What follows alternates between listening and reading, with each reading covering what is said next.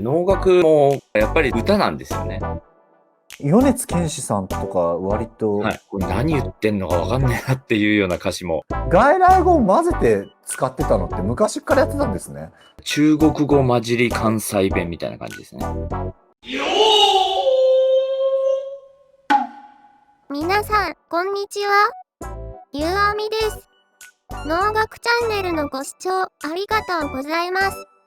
このチャンネルは約650年受け継がれる日本の伝統芸能、能楽についてわかりやすく紹介していくよ。ぜひ、最後まで見ていってね。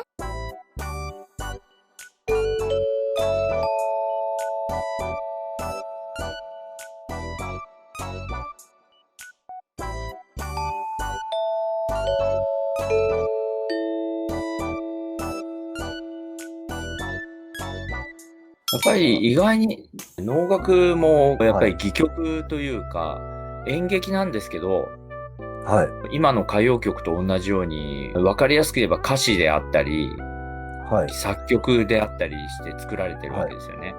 ですから今の歌謡曲が分かりやすい、ああそうだなって納得できるような歌詞もあれば、これ何言ってんのか分かんないなっていうような歌詞もあるんですよね。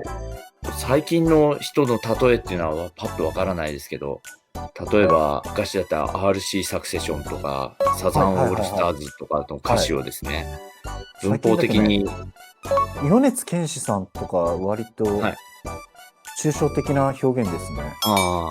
文章として論文的な意味で言うと正しいかどうかというと、もうぐちゃぐちゃみたいな感じですね。勝手にシンドバッドとか文法的にどうなのかって話じゃないですか。そんなの恨みを言う波のとかってなんかそういう流れですね。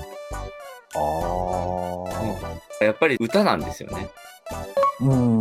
だから確かに言葉としては一つ一つ分かって理解したいっていうのはあるんですけど、なんとなくこんな感じっていうふわっとした世界もやっぱりあってですね。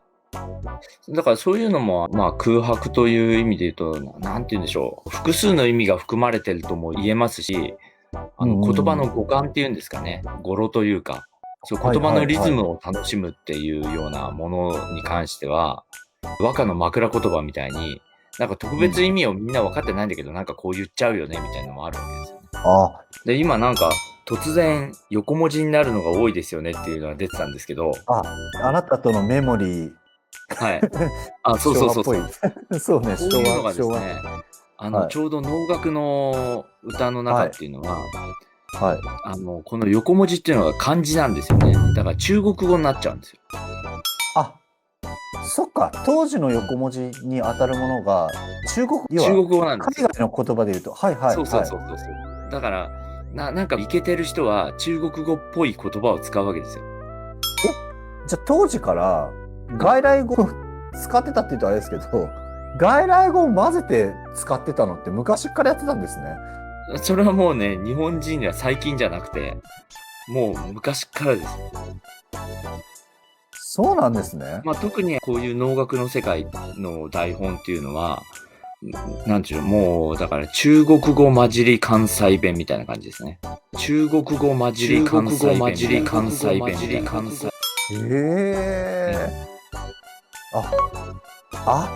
そうなんですね。昔の難しい日本語でずっと続いてるのだと思っていました。日本語のように発音してこう抑揚がなくまっすぐしてるんですけど、それは多分その発音が難しいからっていうのもあると思うんですよ。それで言うと今の日本の歌手でも外国の人から聞いたらこの発音どうだろうっていうような英語を混ぜてる人結構いますよね。もうすでに日本語になってる外来語とか、あと例えば何でしょう、外国語っぽいんだけど日本でできた言葉みたいなのもいっぱいありますよね。あります。なるほどな。昔からそうだった。それはじゃあもうどちらかというと雰囲気で味わうっていう感じなんですかね、やっぱり。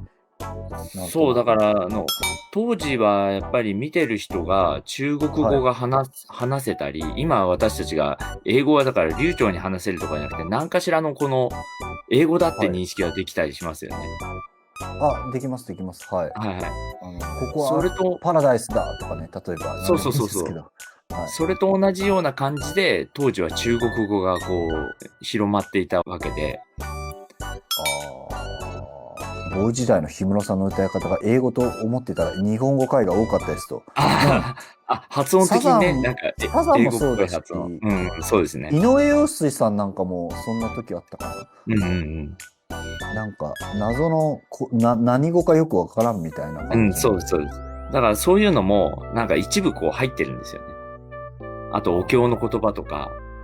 はい。だからそういうのをですね、なんか細かくやるとよくわからない世界になっちゃうんですけど、この人教養がありそうな人だなとか、なんかそんな雰囲気を感じさせるために入れてたりもするんです。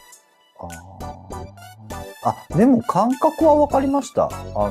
割と今の曲とある意味使っているものは違えど同じような感性で作っていたのかなっていうのは思います。やっぱりわざわざ英語にしなくてもいいところ英語にしてあとあえて難しい日本語を当てはめちゃったりなんかこう別の意味を読み取るとかもしくはちょっとこのセンスで理解できる人ってちょっとセンスいいよねっていうのをお互い共有してたり、なんかそういう遊び心というか、そういう感じなんですね。